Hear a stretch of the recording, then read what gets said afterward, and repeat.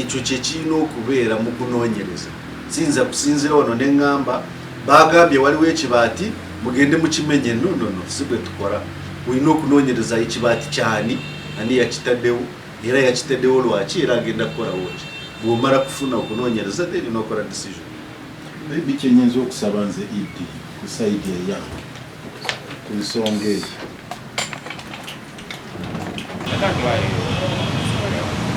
you know the capacity of our vote group and you know where to have one. And I've told you I'm all alone. I am entering only myself, not even with the personal assistant. All alone. So you mean I'm going to finish all the space in the boardroom, just one person? No, that's not an issue. Please, then let me in. No.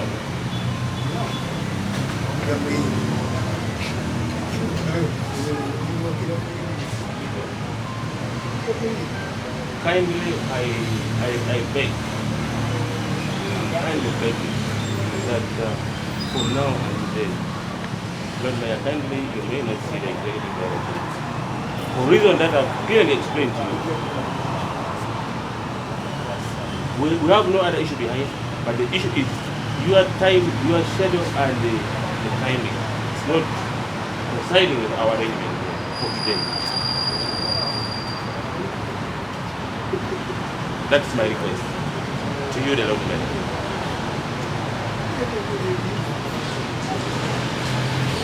I would appreciate if you can make a further arrangement and another appointment and you come back next day.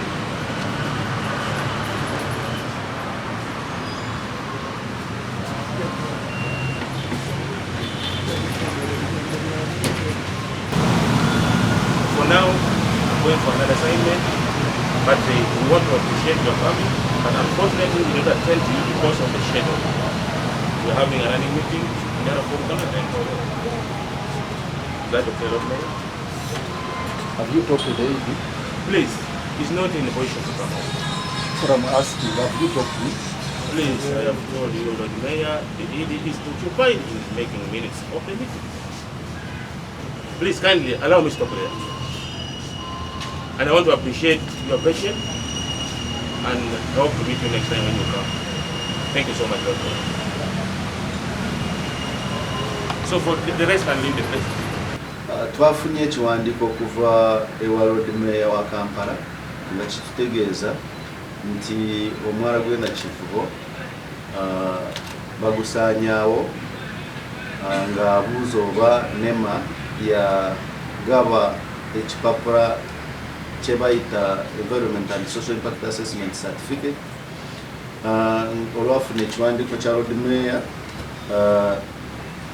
twatandika okunoonyereza lwaki kyekigenda mu maaso nga bwe tunaamala okunoonyereza tujja kubaddira tubagambe kikye tunaaba tufunye naye ku bigenda mu maaso eby'omwala gw'enda kivubo twafuna okusaba kwa Hamis Kigundu Chihama Enterprises nga ba-applyinga okubawa Environment and Social Impact Assessment Certificate ey'okudevelopinga omwalo ogwo ng'okusaba kuno kukyekenenyezibwa still under review bakiyita batya mu Luganda application ekyekenenyezibwa nga bwe tuba tumaliriza omulimu guno tujja kubategeeza kikye tunaaba tujeemu tujja kutegeeza bannayuganda kye tunaaba tujeemu. Idi waliwo ebbaluwa eyafulumye ng'eraga pulezidenti yakoonyeemu sitampu omukulu oyo ogenda maaso n'emirimu egyo oyogera ki ku ebyogerwa ebyo? Ebbaluwa y'omukulembeze w'eggwanga nagirabye naye abantu ndowooza baginterpretinze bubi. Omukulembeze w'eggwanga yagamba nti arabye project proposal era n'agisiima n'agamba egende mu maaso. So sirabawo obuzibu awo kubanga bw'oba onookola project osooka kukola project conceptualization. Toyinza kutandikawo project nga tonaba kugirowoozaako. So omukulembeze w'eggwanga teyagamba nti project tegenda kuyita mu mateeka. No, ekyo omukulembeze w'eggwanga tanakyogerako era temumuwaayiriza. Kye narabye mu bbaluwa y'omukulembeze w'eggwanga agamba project eno nnungi nga directinga saba minister ntagende maso ayambe ha mu Kigundu okuraba nti project eno igenda maso. So awusira bobuzibu tewali kikotagana n'omulimo gwa NEMA, tewali kikotagana n'omulimo gwa KCCA, sina kyenda bawe kikotagana.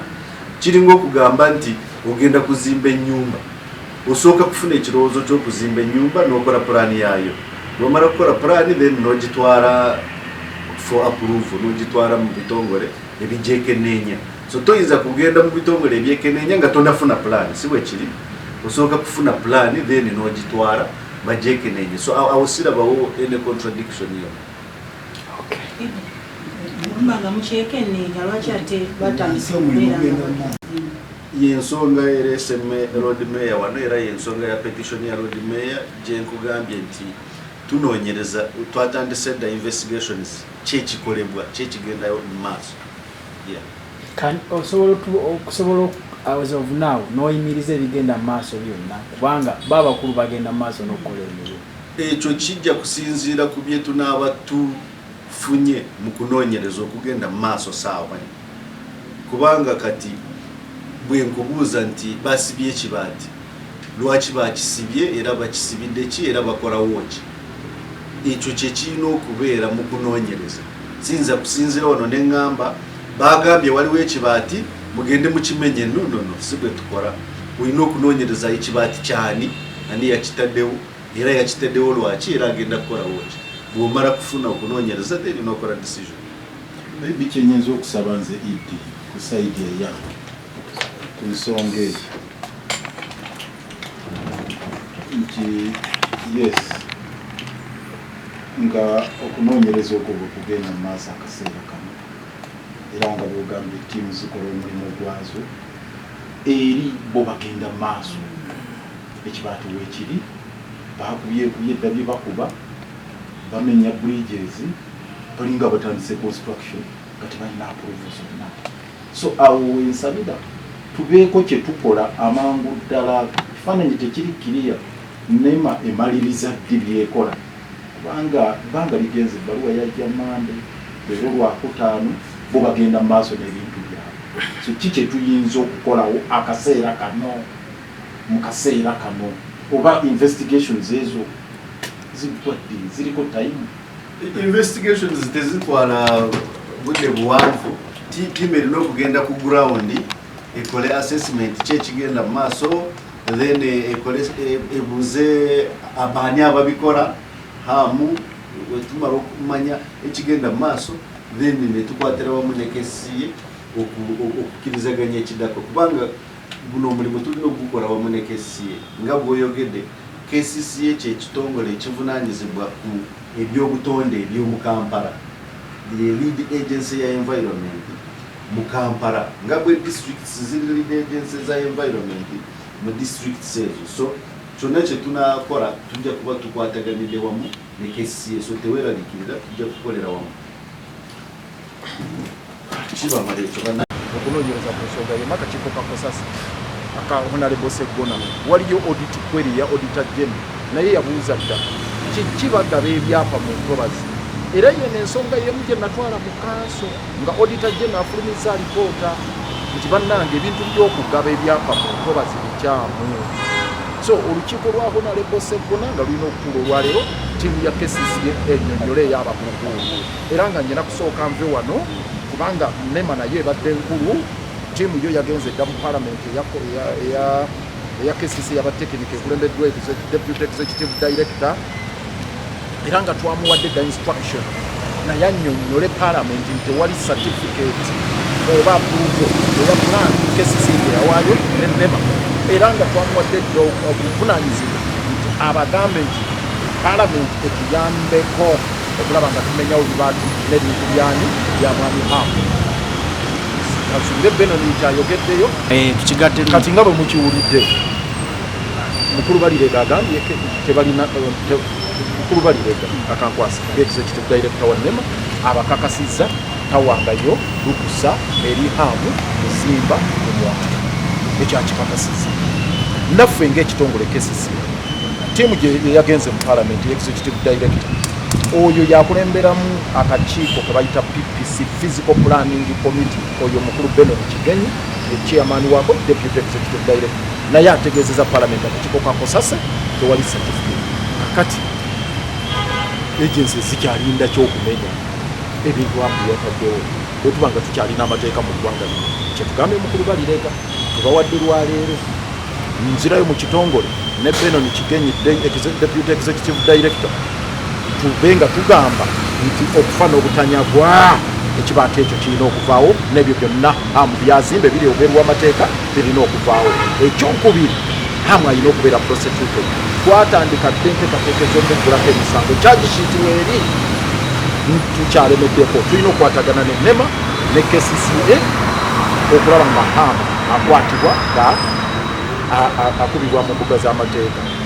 Ekirungi noono akyogedde nti hamu tayinza kwesiba mu kabaluwa kali mwami Yoweri Museveni yamuwa kubanga si kyekiri mu tteeka.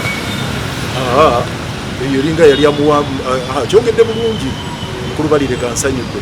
Yagamba nti yalinga awa recommendation.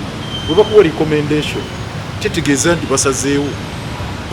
Ffe omwala gwaffe tulina pulaani yaffe ekuzimba okusinziira ku Kampala Drainage Master Plan. Kyetulinze bulinzi gavumenti kutuwa nsimbi. Ako ka recommendation ke yawadde hamu obwo bwabwe era tikamuwa lukusa kuzimba kutwala. Ekyo kiri very very clear. Aka akabaluwa ka recommendation ke yamuwa ng'omuntu yenna bwana approaching anoonya omulimu n'abeerako bwatuya gundi ndikommendinga ekyo tekayina kikategeeza mu mateeka. Aka akabaluwa mwami Yoweri Museveni ke yawa hamu tekayina kikategeeza mu mateeka. Ka recommendation bayinza okituuka